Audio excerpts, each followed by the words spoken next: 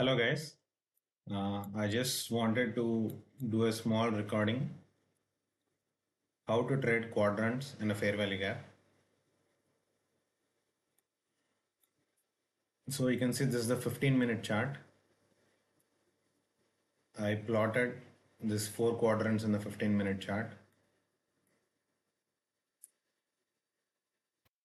Same thing. So this is the first quadrant, 25% level, 50% level, 75% and 100%. So whenever trading these quadrants, we always want to see a strong rejection from the respective quadrant level.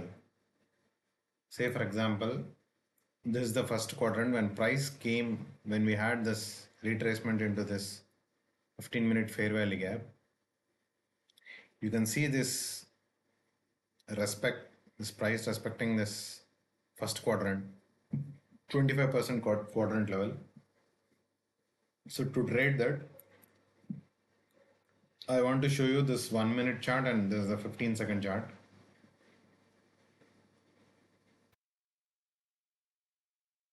So when price closed above this series of down close candles and this swing high on this candle, we had a confirmation of shift in market structure.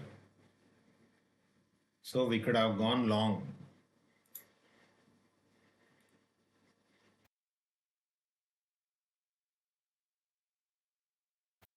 So we could have gone long inside this fair value gap. Yeah. So we could have gone long at this fair value gap, just at the entry of this. Our stop loss would be below this candle, fair value gap candle low. And our target would be this swing high and this imbalance. This imbalance.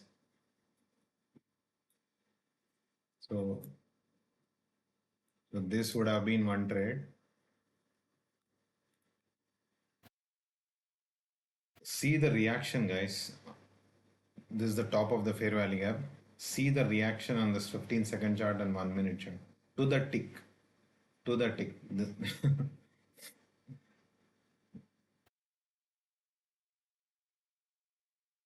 So once then price took out this swing high, but you can see the body is never closed above this.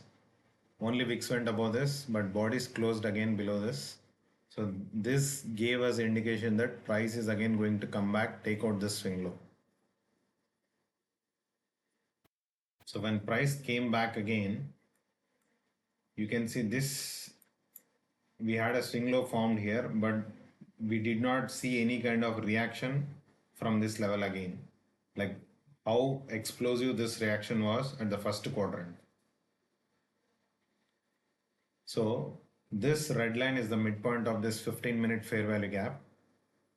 And if you see, this is the 5-minute chart. On a 5-minute chart, you can see we have small volume imbalance. And this is the 5-minute bullish fair value gap. So when price again came back, this is the manipulation, guys, again. Before going long, you can see all these candles are continuously overlapping. So there is no real energetic movement from this level. So when price again came back into this 15-minute bullish fair value gap at the 50% level, at the consequent encroachment level, then we had another energetic move from here. So I want to show this on a 15-second chart.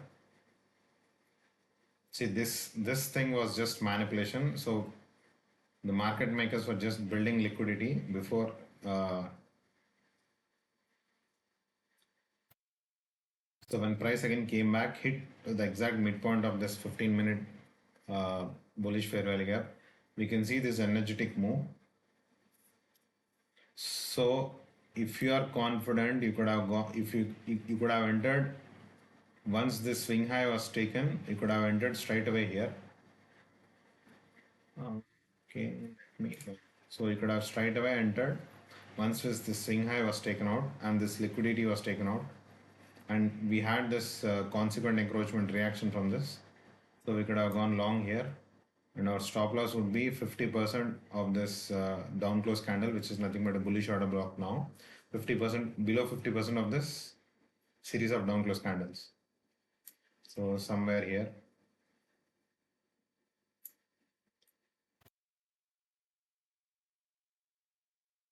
And our target would be, this is the rejection block and this wick, 50% of this wick or wicks. The second wick. So 50% of this wick, that would be our target. I can see when price went, the bodies of the candle respecting the 50% of this wick. So this the second trade, trading from the fair value gap midpoint. So this would have been the second trade.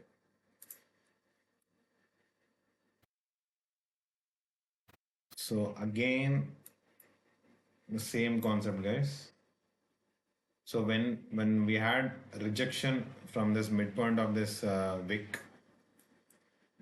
we want to see price move away and create some kind of bearish fair value gap.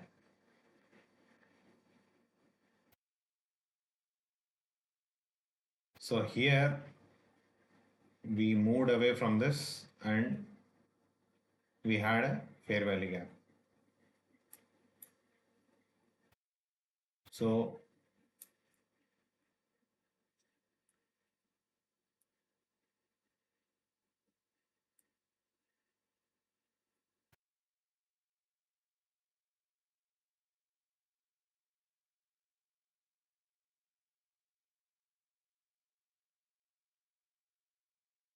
So this is the bullish fair value gap. We had an angle, we had this candle closure below this bullish fair value gap. So now this zone will act as a balanced price range. So price should not close or go beyond 50% of this range. So once we had this closure below this bullish fair value gap, we could have gone immediately short here. So we could have gone short. Yeah, we could have got short on the immediate next candle, and our stop loss would have been just above this balanced price range candle.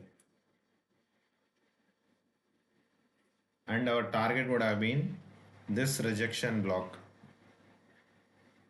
Lowest down close candle is there, right? This is the rejection block. So this would have been our target. Or we could have target this swing low also. But I always want to exit above this Wicks, guys, because I don't want to sit into this retracements again. So this would have been one more trade. So we could have taken 3 trades using this quadrants. Quadrants on the Wicks, quadrants on the fair value gaps. So this was a small teaching just I wanted to share. So that's it, guys. Thank you.